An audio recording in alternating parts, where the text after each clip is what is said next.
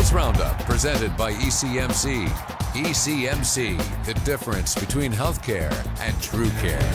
OTA's week number 2, and one of the team's highest profile offseason acquisitions was back on the practice field Wednesday. Chris Brown along with John Murphy here on Bills Roundup. And LeSean McCoy, who missed last week's set of practices with a minor neck ailment, was back on the field here on Wednesday and back to his old elusive self. Yeah, Shady seemed to have his trademark burst, and he made plays coming out of the backfield as a running back and even as a receiver coming out of the backfield as well.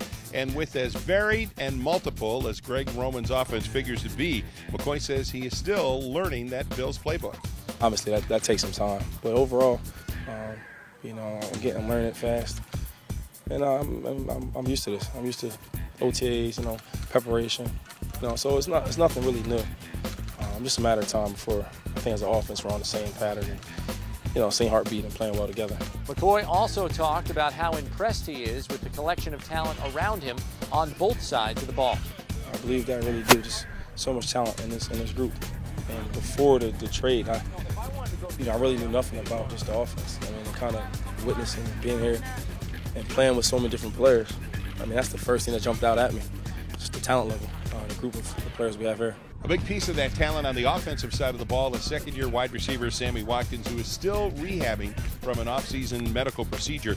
He is limited to just individual work in these OTA sessions, though he has no specific timetable. Watkins says he does hope to return to full participation soon.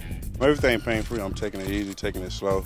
I'm not doing everything 100%. I'm just basically getting the time and the rest with the guys just to feel comfortable with myself and get the injury out my head, so when it comes time training camp to play and compete, I can compete. The quarterback contingent looked a little different on Wednesday, with Matt Sims now part of that 4-man group after the Bills picked him up off waivers last Friday. And though Sims has a prior working relationship with both head coach Rex Ryan and quarterbacks coach David Lee in New York, Ryan did say on Wednesday their current 3-man competition at the quarterback position will remain that way.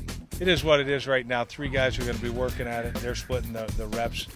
Matt, but don't kid yourself. Matt will get opportunities.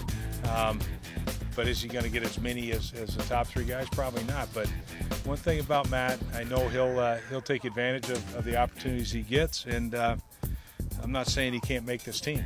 Well, Murph, when it came to McCoy on the field, we saw that trademark burst, as you mentioned. When it came to getting in and out of creases and finding those holes, sticking his foot in the ground and getting upfield, it happened in a hurry. If you haven't seen it up close and personal, it was impressive, too. It was good to see as a running back, and I'm particularly intrigued by what he might turn out to be as a pass catcher in this Buffalo offense. He did not get a lot of chances to catch the pass in Chip Kelly's Philadelphia offense the last couple of years, but they did use him in some passing routes, and they did get the ball to him in the passing game a couple of times during the OTAs, and that's something to keep an eye on as we move through the rest of the OTAs into the minicamp and then eventually into training camp this summer. Yeah, McCoy said he was excited about all the plans that Coach Greg Roman has in store for him in this offense this season. Couple of attendance notes. Marcel Darius and Percy Harvin both chose not to be on hand for Wednesday's voluntary practice. Tight end Chris Gregg sidelined with an undisclosed injury. Bills have one more practice here on Thursday before getting the weekend off. For John Murphy, I'm Chris Brown for Bills Roundup, presented by ECMC.